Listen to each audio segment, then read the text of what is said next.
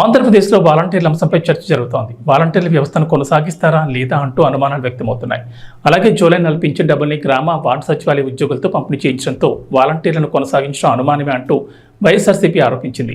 AP ప్రభుత్వం మాత్రం వాలంటీర్ల విషయంలో ఖచ్చితంగా మంచి నిర్ణయం తీసుకుంటామంటోంది.